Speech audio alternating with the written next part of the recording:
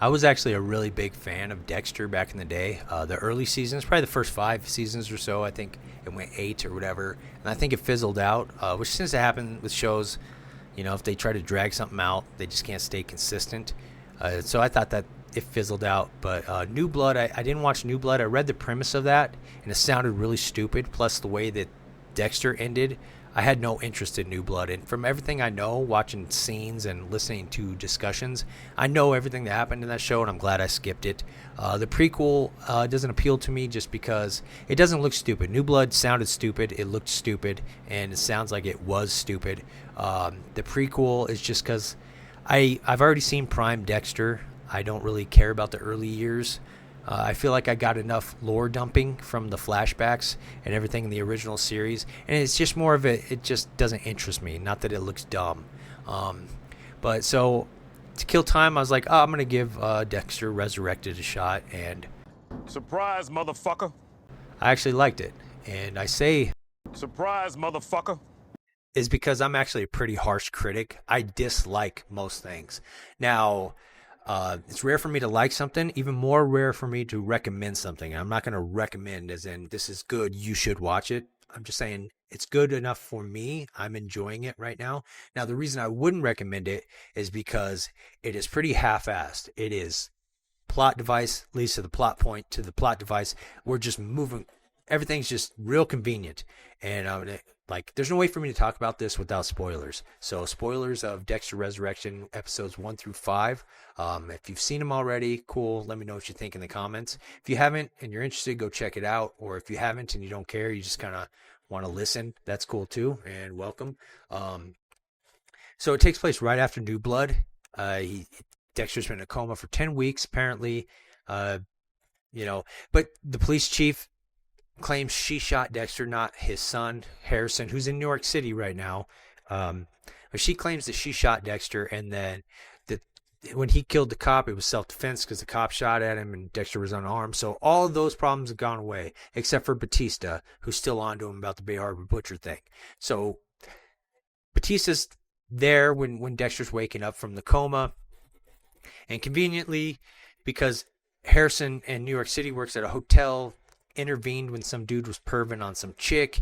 There was a little tussle. Harrison killed this guy, chopped up the body, put him in garbage bags, and the trash truck took it away. But the trash guy, when he was unloading the trash truck, picked up a trash bag and a leg fell out. So now, he's being investigated. And Dexter sees on his phone that there was 9 trash bags of body parts. And he's like, oh, that's Harrison in New York City. I better go. So he flies to New York City and he escapes Batista at the same time, who's onto him. And he gets to New York City and he wants to follow Harrison around to keep an eye on him and reconcile. But Harrison still thinks he's dead. So he gets this Uber. It's called Your Car, but it's an Uber. And he's following them. And then all of a sudden, now, this is what I'm talking about. It's half-assed. Now, all of a sudden, he's friends with this Uber guy who's like some friendly African dude. Goes to his house for dinner. And then the Uber driver's like, hey, I have a place that just opened up for rent. So now all of a sudden Dexter escapes Batista, finds out his son's in New York City, is in New York City, and has a place to live, like in the one episode, So, we're moving on. And conveniently, the Uber driver tells him about this serial killer called the Dark Passenger, and of course, that was Dexter's name, so he's like, who's the Dark Passenger? And this guy's cutting off the heads of Uber drivers.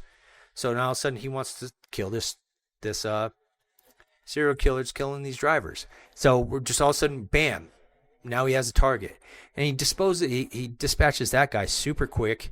Now this is how he becomes part of this dinner. Now when I first saw the trailer, I thought that Peter Dinklage's character just wanted to invite serial killers and create some kind of assassins guild, which he does, but I thought he knew who Dexter was.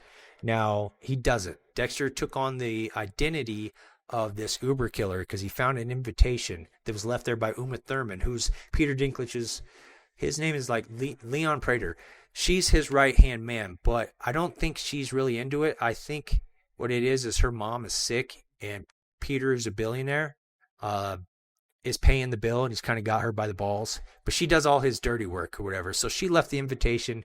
Dexter found it when he killed the Uber killer, and that's how he ends up at the dinner.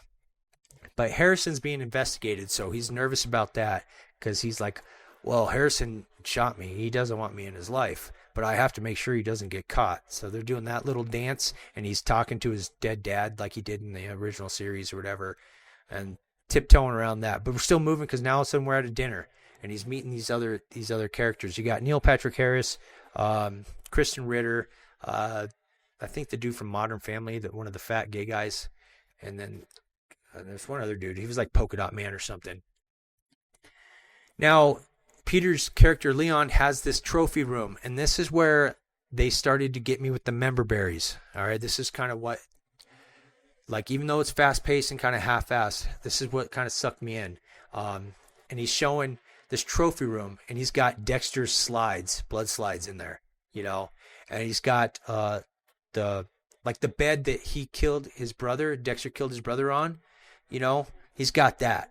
And he's got the hammer that the Trinity Killer used.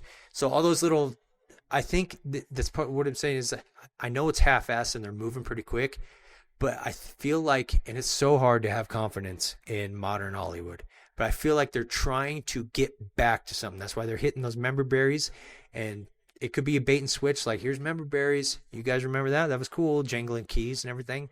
But they're also touching on other things, like they kind of set up a love angle with him and Kristen Ritter, but all this moves super quick because he already killed Neil Patrick Harris's character, and the love interest that he was building up with Kristen Ritter, that went out the window quick because he thought she only killed sexual predators, so she had a code, but she doesn't.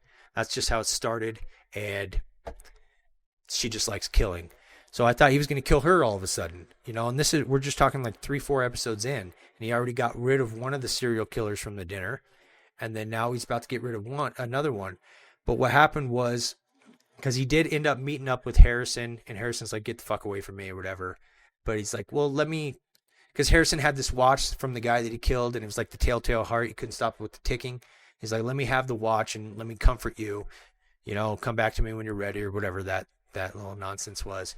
But what he did is he planted that watch in her apartment and then called the cops to get rid of her.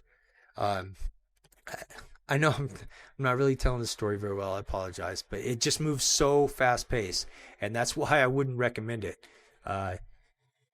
It just, for me, the reason is because I feel like, and like I said, it's so hard to have confidence in modern Hollywood.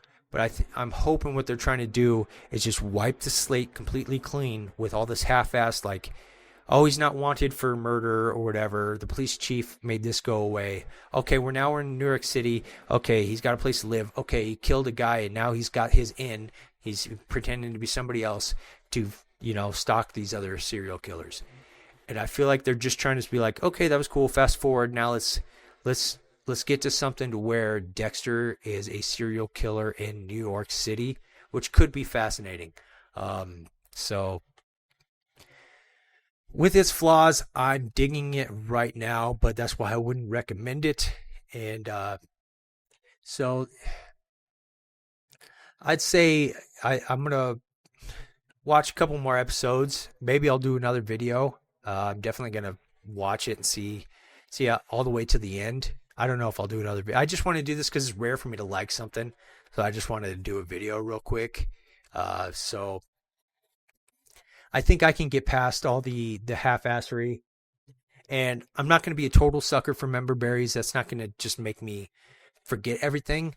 But the reason I liked all that member berries again is because I feel like they're trying to touch on the old fandom, which can be a trick, a ploy. You know, it wouldn't be the first time. But as of right now, I'm entertained, and I'm hoping that that's just them saying, let's get back to the kind of the old ways, or the early days of Dexter. And that would be really cool. Because, I mean, the first season was 2006, so this character's been around for 20 years. Or it was based on a book, right? Loosely or something. But either way, Michael C. Hall has been playing Dexter for 20 years. That's nuts, you know? So a long time ago, I was definitely a big fan of the show. And I think this could be good, but I have no confidence. but at the moment, I'm digging it. So let me know what you guys think in the comments below, and thanks for stopping by.